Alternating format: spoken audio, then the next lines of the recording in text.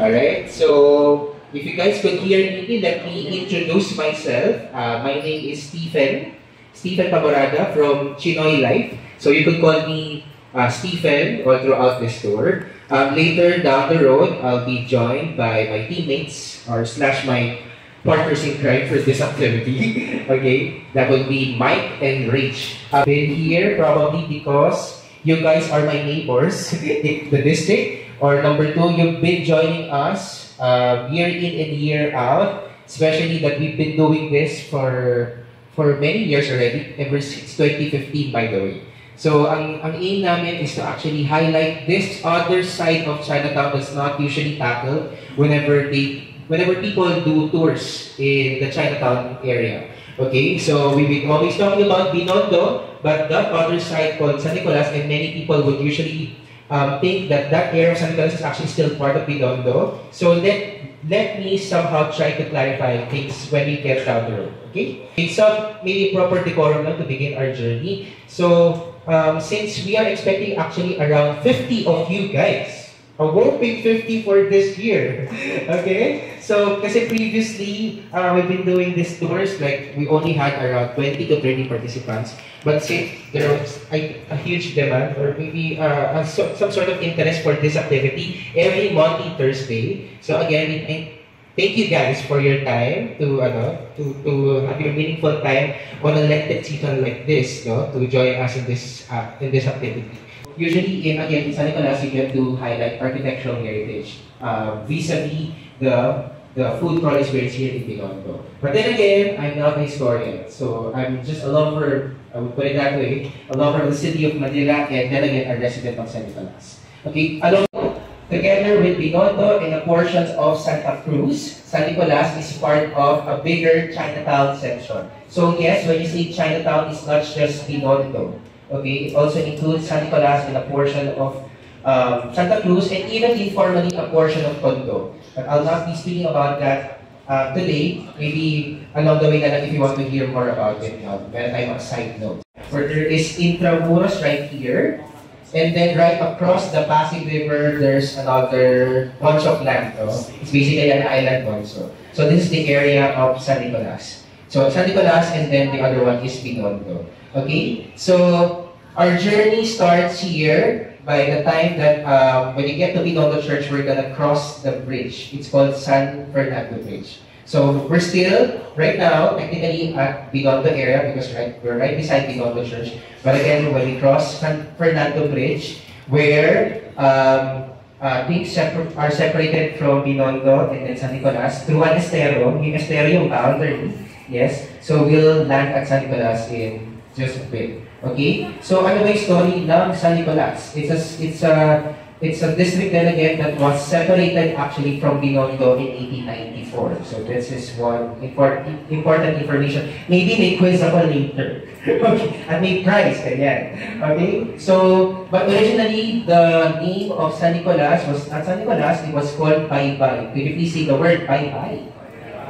So yung Baybay is literally an area by the shorelines of Manila Bay because it sits right beside Manila Bay. You can take a look at San Nicolas somewhere extending all the way down towards the western side would be Manila Bay already. So in the 1500s, there were Chinese and Filipino settlers living in the area as how it was observed by the Spaniards. Again, 1500s.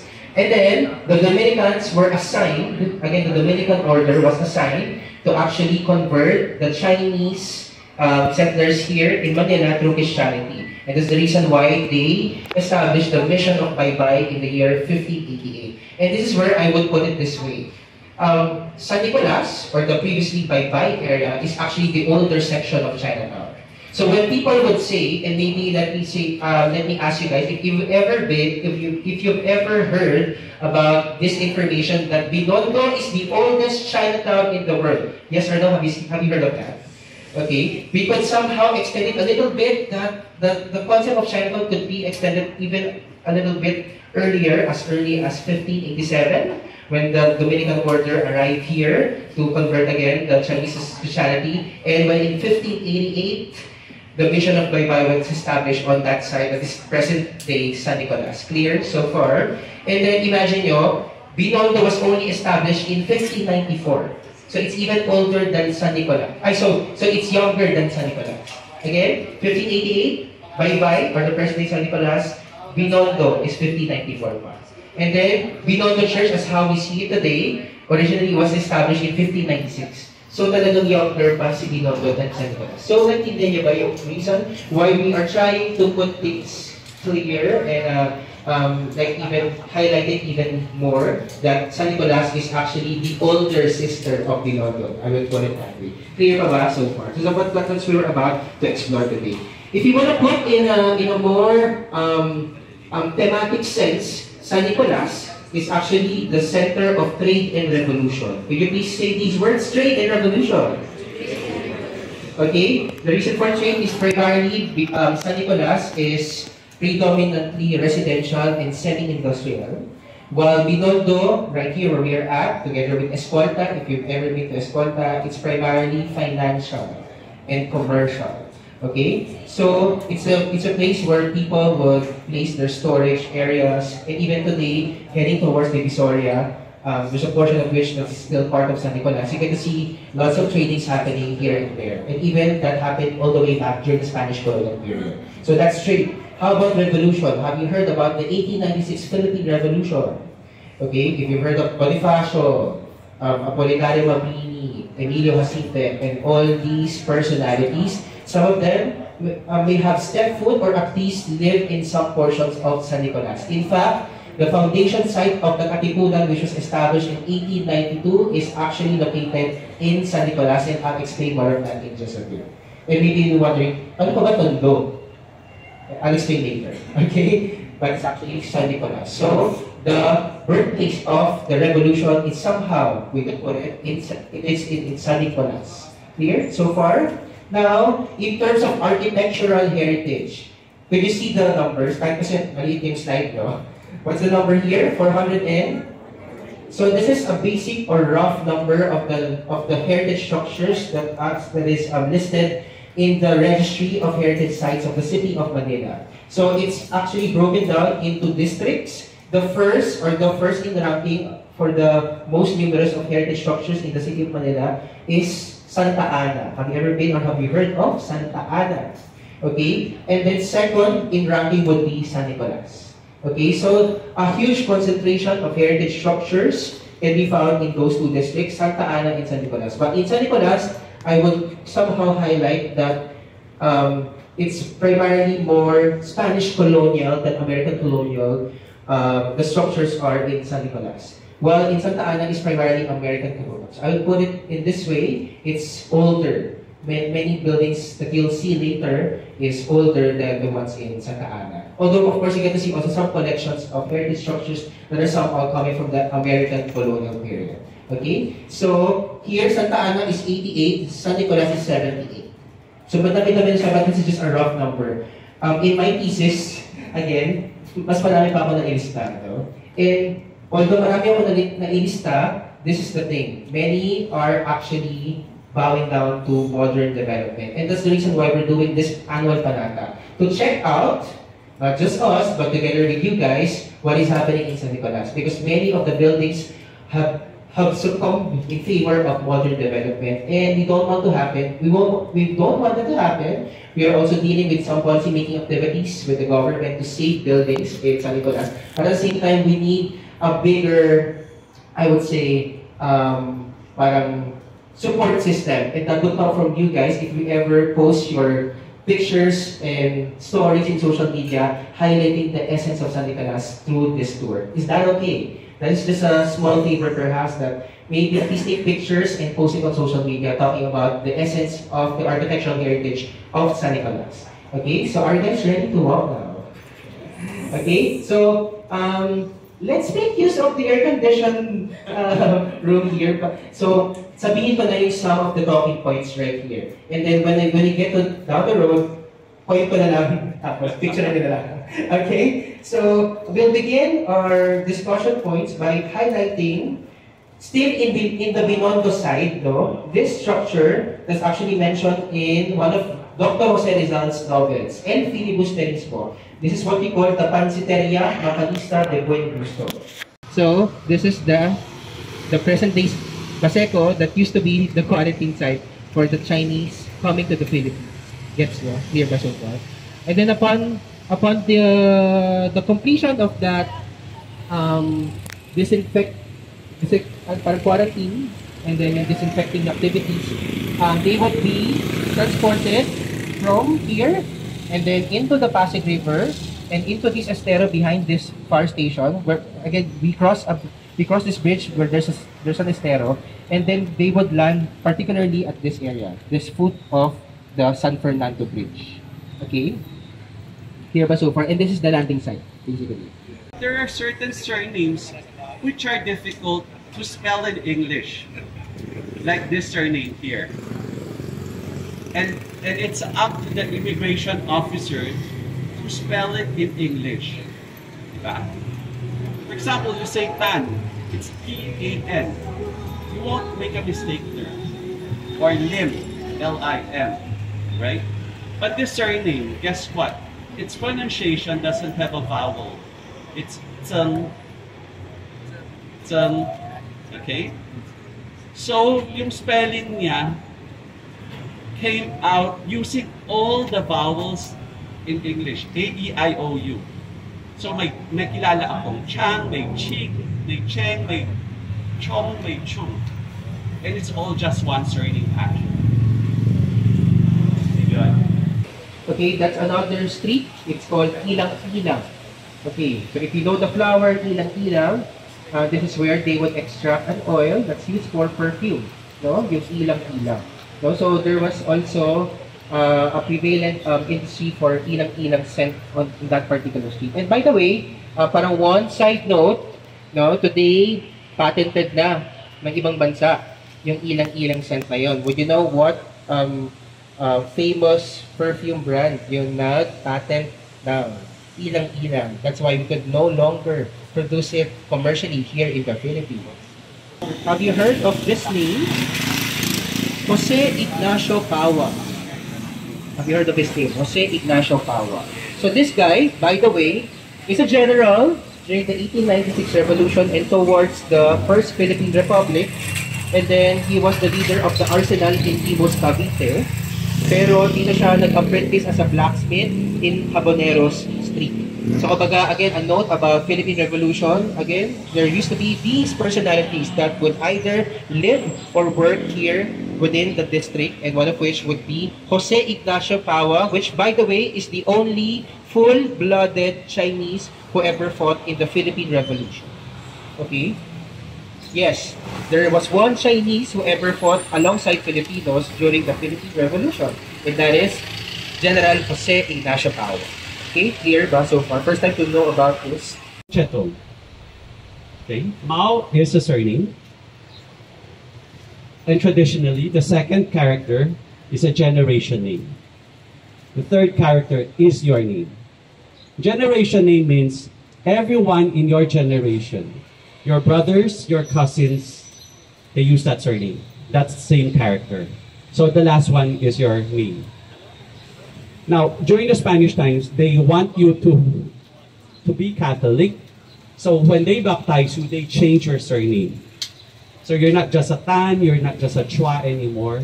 They create a totally new surname for your family. So they use the first character, and then they take away the generation name, and then use the third character and add the word Ko. What does Ko mean? Ko means big brother. In the same way, in Tagalog, you say, Ka something, Ka Rene, Ka Oscar. So it always ends in Ko. It's a, how to say it? It's like Don something, you know? Or the Japanese would put San at the end of each name. So this is Cham Samko. So from the surname, alam mo na this is a very old family. And this is one of the oldest hardware stores in Manila. They're more than 100 years old, but still not the oldest. They're still in existence today, and their property extends until the back. So that's where all the deliveries are being made. And I know the owner, and I was asking, like, why are you keeping this building? Because they have another building. But they realize they don't want to move to the new building because they're still more comfortable here. So they're still in existence until today. And they maintain this old house. Yung ano lang nila, what they told me lang, sometimes, this is a very busy street, but sometimes in the evenings, trucks will park here, and they don't know, they didn't realize that some of them are actually stealing parts of the building. It's like the balustrades here. So, ginatago nila under the truck, tapos kinukuha pala nila yung mga balustrades. Because this is a real old building. So now they needed guards to guard the building also. Ito na lang ang Speak in Filipino. Okay, kung gusto niyo makita ang dating kilala at magiting na Kapitan Tiago, hanapin niyo siya dito sa isang eskinita sa bandang Santo Cristo, kung saan nandoon ang isang lugar na kung tawagin ay Fumadero Publico de Anfion, at nandito ang isang matanda na dati ay magiting or matipuno, pero ngayon pati yung kanyang mga daliri ay naninilaw na at siya ay nangangayayat na. Ito ang dating kilalang Kapitan Tiago na pinagdirimang noon, pero ngayon ay nandyan sa isang kanto sa Santo Cristo. Hanapin nyo siya. Very unique yan because, for example, in Intramuros or even in Vigan, those are just replicas or reconstructed versions. They are no longer the originals. But here, at least, a relic from the 1800s by, perhaps, if you want, literally stepping foot on history by taking a look at that pavement over there. So, we are gonna turn right, but just an appreciation of that remaining cobblestone pavement made out of granite right there.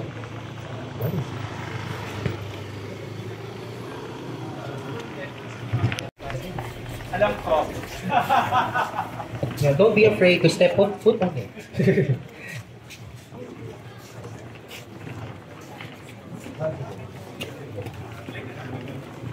Okay, to emphasize, this is not the original cobblestone pavement. That's the one over there. Over there. That one. On the sidewalks. Not on the street. Again, on the sidewalks. Ito, again, an addition from 2024 ito. Thanks again. Shout out to the current chairman of this barangay. Ayan.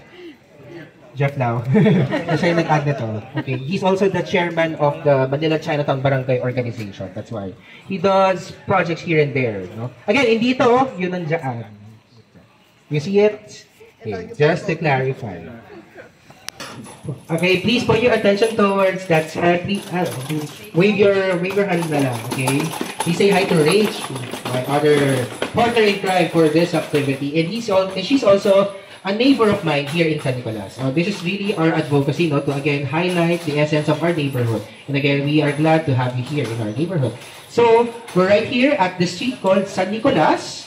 And again, this is the namesake of the district itself. And maybe you are wondering, bakit siya tinawag, or why is it called San Nicolas? Okay, perhaps you have heard of another Saint Nicholas that is now we consider the Santa Claus during Christmas season, but that's not the San Nicolas that we're talking about this district. Actually, Santa Claus, or that Saint Nicholas of Myra, is a saint from the 4th century AD. Pero actually siya yung naging inspiration nung isang nung parents na pumunta doon sa kanyang simbahan. Tapos they want to have a child. Tapos because accordingly Saint Nicholas of Myra answered their prayers, so pinangalanan nila yung anak nila na San Nicolas.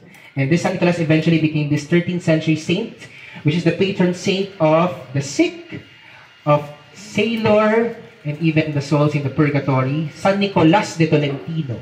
Okay, so this is the name behind this district, San Nicolas. Okay, and even this street called San Nicolas. So this is where we're gonna take time to discuss yung religious essence of San Nicolas. So again, that's the reason why it's named San Nicolas, and also the reason why It was named as such when originally it used to be called Bye Bye. Do you still remember that originally it was called Bye Bye?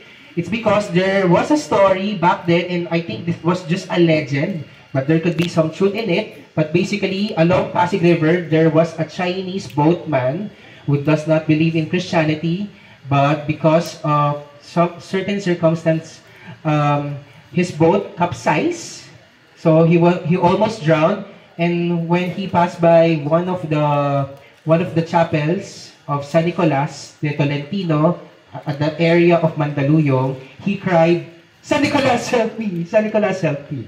And that's how he got converted to Christianity. Because apparently, when his boat got capsized, no, there were crocodiles coming in and trying to reach him and eat him. So apparently, San Nicolas, when he heard about the cry of this man, he turned those crocodiles into stone. That's why today that legend would become the etymology of one particular place in Mandaluyong. It's called Buwayang Bato. If you ever heard of that, no? Somewhere near Guadalupe, there's a place in Mandaluyong called Buwayang Bato. So yun, coming from a Chinese man who converted to Christianity. That's why the veneration of San Nicolas here in the Philippines would be more or less mga Filipino-Chinese. Okay, clear so far? Okay, another thing in terms of the religious essence of San Nicolas is this cross right here. Okay, so what does this cross mean? Okay, ang pangalan ng cross ito is Santo Cristo de Longos. Okay, its original image is not no longer this one. No, the original one is now located in Binondo Church. Okay, let me show you a photo of that original image. This one, right here. So similar to what you are seeing right now. Okay, so aside from that legend about San Nicolas de Tolentino, no, there's another legend that I would like to talk about. So this is more or less a legend. Some of them believe that it's really a true story. There are actually lots of variations about it, but let me talk about its somehow official narrative. Okay, again, there's another Chinese. No? And this Chinese is a deaf-mute person. Okay, just like many of our friends from the deaf community today. No? This deaf-mute person was able to discover a cross of Jesus Christ in one well. And that well used to be located inside this door. No? This is actually a Spanish colonial period structure. Okay? There used to be a well, although that well eventually got covered na, so it's no longer here. No? Upon the discovery of that cross, this Chinese deaf-mute man would spread the news all over the neighborhood. And then guess what? He spoke about it, and then people got surprised. Why did he get surprised? Because somehow he got miraculously healed of his muteness. So there you go. So that's the reason why they considered Santo Cristo de Longos as miraculous. And today, again, the official image, because actually the original image, by the way, was destroyed during World War II. So the next official image is the one we see enshrined in Binondo Church. But the reason why we're here is this is the discovery site of that particular image, Santo Cristo. So that's why many residents would come over here to pray to Santo Cristo de Longos. And at the same time, for the Chinese Filipinos or the Chinoys living in the area, they would, like if you know Chinese religion, they would use incense sticks to pray either to the higher being, let's say, think of Buddha, think of any Taoist deities. In this case, parang a fusion of such, no? If you're Filipinos, also believe Catholicism, you also believe Chinese religions. It's just a general term that I'm speaking about, no? Kasi Chinese religion could talk about Buddhism, ancestral worship also, Taoist traditions. So in this case, if you're a Filipino Chinese, you pray to Jesus while offering incenses. So if you want to try it in a very Chinoy way, you could do it right now. No? You could take 3 incense sticks, light it using the candles over there, and you may say your prayers, no? Or maybe any wish that you have. So I'll give you some time for that, maybe around 5 minutes to do so. So who wants to try it? Okay, lapit lang kayo sa akin, tuturo ko sa inyo kung paano siya i-demonstrate. Okay? Gamitin na thoroughly. So usually, parang very basic lang, as if you are going inside the temple, no? Parang say your prayers, parang minsan ganyan ang hawak, no? or basically putting on top of your head, say your prayers with you, and then just bow 3 times, like while you're holding it. Okay, ready? Who wants to try it? Okay. Do your honors. Go ahead. Hanging in this building. Alright. So there's this bell here. If you get to see the surface of the bell, it definitely came from one church, although we are not sure where it really originally came from. No? Pero we suspect that it's actually now used today as a doorbell just for this store right in front of us. Pero this is just a quick side note that these kinds of bells are somehow related then to this district because of the very fact that there was this one famous bell caster that once casted bells for churches all over the country. Itong Calle Santo Cristo na ito. Dati ang original na name niyan, Calle Sahunto. S-A-G-U-N-T-O. Sahunto or Sabunto. Okay, pag pinakita ko yung picture ng taong nakatira dyan sa site na yan, hulaan nyo kung sino siya. Okay, this guy.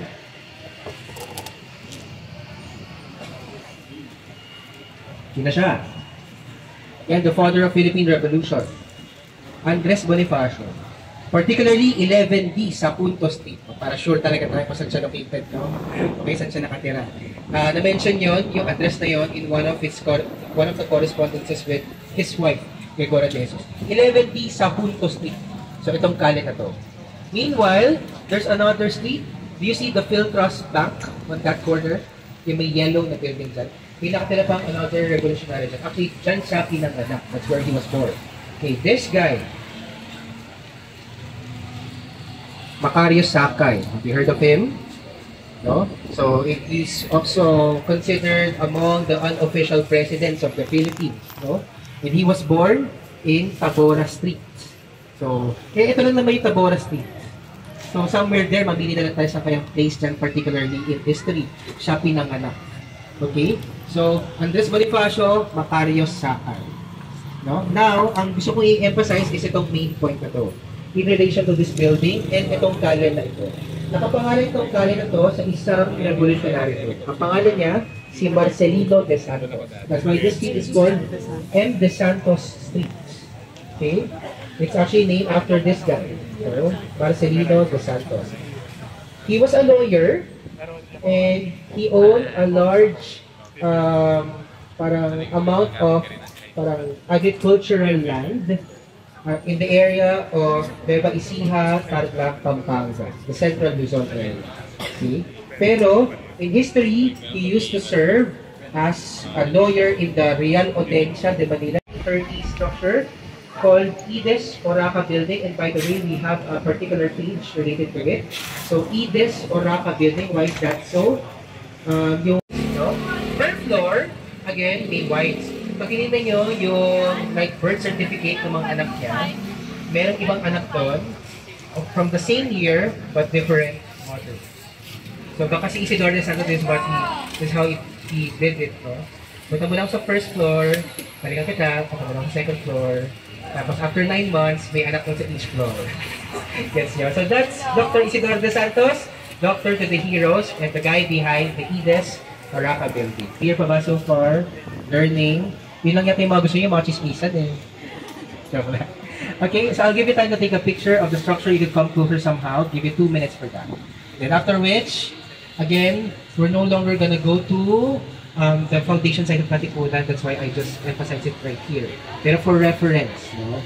This is the area where revolutionaries lived. And we were born here also, like Macario Sakay. Even Andres Bonifacio used to live here in this very street right here. And before to our previous runs of the San Nicolas Trail on Monday Thursdays, no? Hindi tayo dumadaan dito. And there's a specific reason why I intended you guys to come over here. It's because of this, as you can see. No?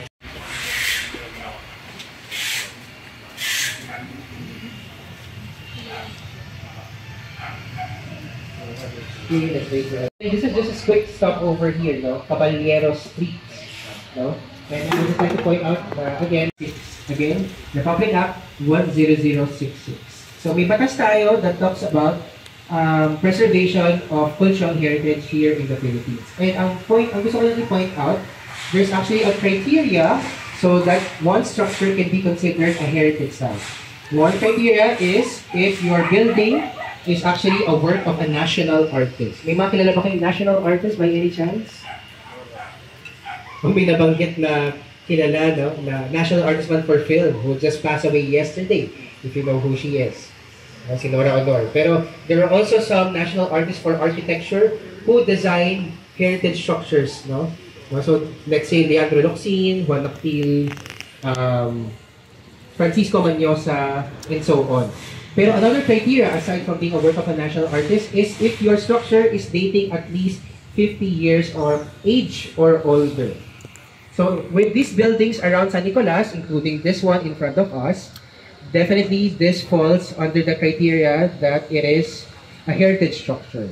But then again, sometimes no, minsan na-overlook yung pagiging heritage structure ng building na yon, again, in favor of modern development. So, for awareness purposes, we would like to emphasize na meron tayong heritage law, again, Republic Act 10066, pero hindi siya fully implemented.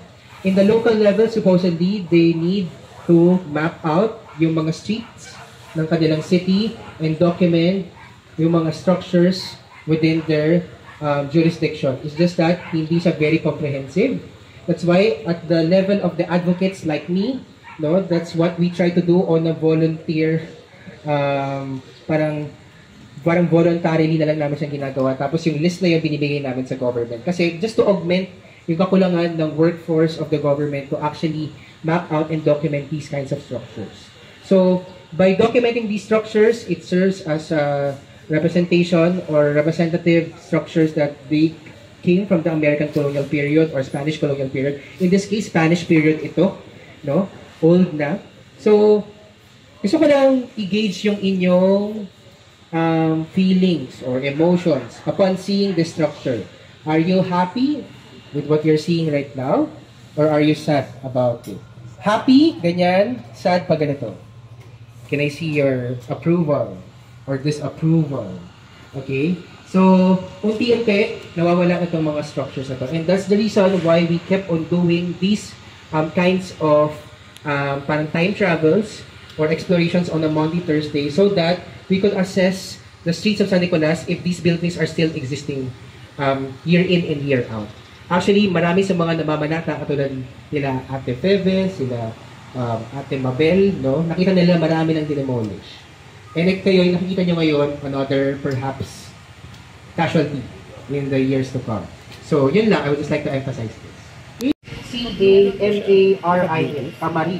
So, this kind of structure, its main purpose is actually a storehouse or a storage, a warehouse. Okay, Kamari. No? Pero we have another term for this, Kamari na tisa. Bakit Kamari na tisa? Because of the roof. No? Yung roof niya is made out of clay tiles or tisa. Or in Spanish, teja. T-E-J-A, teja. So, Kamari na tisa. So we could estimate that this structure dates back to the years 1860s to 1870s. That's the range. 1860s to 1870s. So definitely it's and only half of which it has a clay tile roof. The rest, yellow. Okay? So ito yung story pala by the way in terms of the architectural evolution here in the Philippines. By the way, 1970s, you think about brutalist structures during the Marcos Sr. period. Ayan yan, no? Imagine nyo dati yung mga structures na yan used to be populated with mga bahay na bato, similar to this structure. And because of the constant demolitions which we also just saw earlier, no, na wala na unti-unti yung mga buildings na yun with also clay tile roofing on it.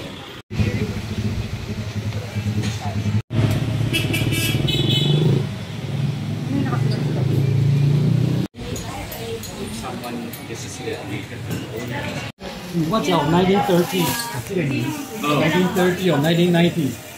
1990. What is before the war? Before the war. Before the war. 好，我来看这个跟舞是1990，tapos next 19 1930. How about next? 1990. 1990一冲好，因为呢，这个年 possible 1930 or the next is 1990，叫这个年。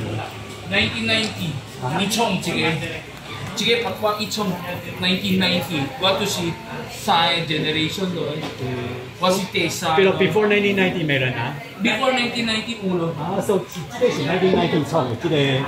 哦，呢个是1990。So, ang pangalan talaga ng kanilang bakery is Tatki. T-A-T-K-E-E, Tatki. No? So, they used to be a parang originally bread house talaga yung concept nila. And eventually, nag-expand yung kanilang mga selection of breads. So, this bakery is also one iconic old bakery here in the neighborhood. No? So, please, say hi para acknowledge si Sir Michael. The one in the counter, no? So, thank you for having us. And I hope na-enjoy nyo yung inyong mga bread and inyong mga soft drinks sa loob ng Roadside Bake Shop, aka Tatki. Alright? So, that's why we always consider this as our stops.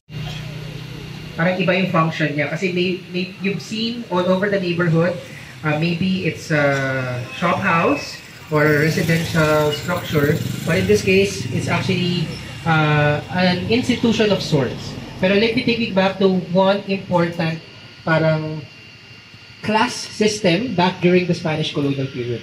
We call it the gremios. G-R-E-M-I-O. Gremio or gremios. Isa siyang class system wherein in terms of race, let's say if you are a Filipino or if you're a Chinese or a Spanish at that, you are classified into racial classes, some sort of that. Parang for the purposes of taxation lang naman, particularly. Kaya gremios, let's say gremio de Chino, gremio de Naturales, that's for the Filipinos, and then gremio de Mestizos. So, again, may tatlo, no? Gremio de Chinos, gremio de Mestizos, gremio de Naturales. Each gremio is led by a gobernadorcillo, or basically the leader of that particular set of parang community. Okay? And then, that gobernadorcillo usually held its offices in a structure called Casa Tribunal. Yung Casa Tribunal, could you take a guess what that could be? No? It's actually a courthouse, tribunal, Casa Tribunal. So this structure in front of us, okay, among the three gremios, Naturales, the Mestizos, and the Chinos, this is the Casa Tribunal de Naturales. Okay? Let me show you this archival photo, or archival document of its architectural plan. Although this is actually a screenshot from one of the books talking about San Nicolas and Binondo, the 3 centuries of Binondo architecture, written by architect Lorelei de Viaba. So this architectural plan is for the Casa Tribunal de Naturales that you're seeing right in front of us.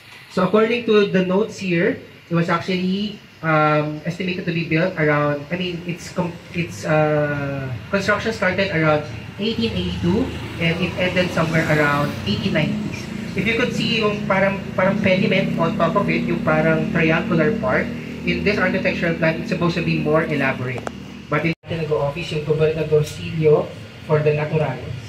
Okay? At the same time, merong sala de session, meaning the session hall for the courthouse. And also, may term dito, calabozo. Ito mga buildings lagi nag-decorate ng mga ganitong klaseng election posters. Again, the name of this structure is Casa Tribunal de Naturales. So, okay ba kayo so far? Again, it's one unique structure that maybe whenever you see a wooden structure, you always think that it's a house or a commercial building. But in this case, it's actually a courthouse. Very, very unique. Okay? Any questions so far? Okay? On to our second to the last stop. Okay, which is an air-conditioned stop. I hope you're okay with this. No? We're heading towards a public school.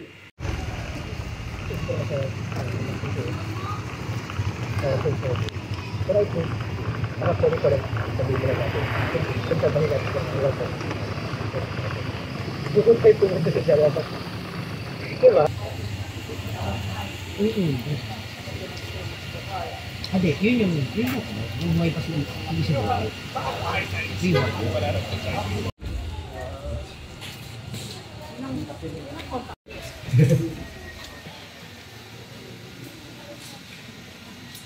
Perhaps the best of San Nicolas is yet to be seen here in this public school. Yeah, kasi meron siyang hidden treasure na pwede ipakita dito sa area na to. But let me tell you first about this elementary school. It's called Pedro Guevara Elementary School. It was established in 1898. It is actually the first primary school ever established by the Americans. Okay, so the name Pedro Guevara is a resident commissioner, basically the highest ranking Filipino ever sent to the US, so that he would advocate for the affairs of the country back during the American colonial period. Okay, so that's the function of Pedro Guevara, that resident commissioner. Okay, so pero aside from that, nothing much, no? Or I mean, hindi yung pinaka-highlight for the reason that we are here. I would like to emphasize instead the very location where we are at right now. And let me show you yung parang site map of this Pedro Guevara Elementary School. Parang, ano lang, you get to see yung kung nasaan tayo ngayon. Okay. Parang siyang medyo nanonotice niya ba? Yun. Okay, there is a reason for this. Let me show you an archival picture. So let me introduce to you to the term parian. Areas of parian, so they would do businesses with the Chinese. And that's where they get all sorts of things. Let's say, for bakery, for construction, for, let's say, for their haircut, for example. Even artists and craftsmen during those times were Chinese, no? They're all located inside the parians. All throughout the history of Manila, there were about 9 parians. Again, how many? 9. Okay? So, from one place to another, parang because of the love-hate relationship between the Spaniards and the Chinese back then, because whenever the Chinese rise in numbers, parang it threatened the Spaniards that they might take over the power back in those days. So usually the parians are being flattened, they're being burned down. So from first all the way to the 9th one, and then until such time that eventually the permanent settlement will be absorbed here in the Chinatown area. Okay, so palipat-lipat siya. The first parian was actually located within Intramuros. Then nailipat outside of Intramuros for the second one, third, fourth, fifth, sixth, seventh. Yung 8th na version, the 8th parian is this place. This octagonal shaped area that is called the 8th parian. And there's another term for it. The term is Alcaiceria. Very wordy. Alcaiceria. The spelling is A-L-C-A-I C-E-R-I-A, Alcaiceria. It's basically a silk market. So the 8th parian alternatively also functioned as a silk market, wherein trading goods coming from China would arrive here, as if also it alternatively functioned as well as a customs clearance house. No? So ito yung parang pinaka-international mall mo, where you get a window of the trading in the global sense whenever you buy goods from the parian, aka the Alcaiceria or the silk market. Okay? So there's a particular term for that Alcaiceria, Alcaiceria de San Fernando, which was established in the year 1762. So itong area na to, again, used to be that location of the silk market circa 1762. And then around 1800s, that silk market would be burned down eventually. And then, parang may layers of history that can be found in this particular location, wherein by the time the Americans came over this place, they used this as a quartermaster depot, parang basically a military headquarters. Tapos by the Japanese time, yun din, other government institutions. But basically, from being a silk market, naging quartermaster depot, today, present day, it's an elementary school. Here in this area is actually a museum, featuring some of the archaeological artifacts that were found in this building. So perhaps, even just in fragments, the hidden treasure of San Nicolas is about to be unfolded when we take the second floor. And by the way, please say hi to the main guy behind that museum. Say hi to Teacher Wilben. Okay, he's gonna welcome us at the second floor. So please follow me.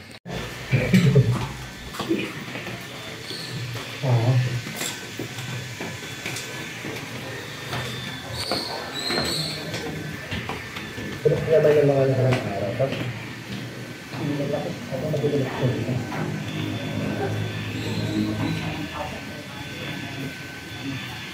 Lagi pabalik-balik. Sorry. Hintayin natin lahat. Ready na bang pumasok? Let's do it together para masaya. But then again, this is basically information about that Alcaiceria. Again, that's the spelling. Alcaiceria de San Fernando. Okay. Tara, let's go.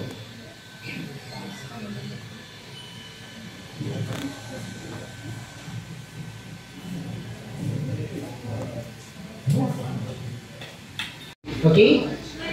So yun siya. So layers of Historia. Again, from the Spanish periods, some of the items here would be coming from the American period. Okay? Meron actually relic from the Japanese period through, allegedly, it's some sort of a war trophy, if you're familiar with that. Meron kasi warship, tapos meron siyang bell doon, yung King Umaru. So that came from a Japanese warship. People take pride that this came from San Nicolas. No? It's called the Caiceria de San Fernando Martyr. Basically, it used the bury or the bury itong ano na to, itong the concrete fence, no? Parang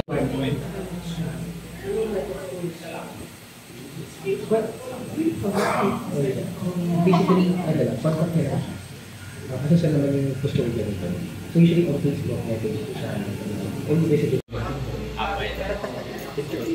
Ito siya. Parang siya na ito. Something to do that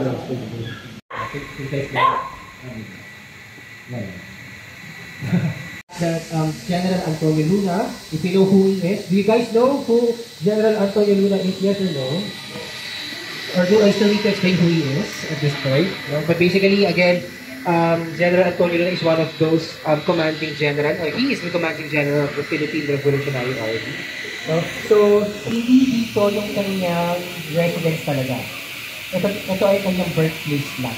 We would like to say our thanks to each and everyone for making it this far. So, palakpakan po natin yung bawat isa.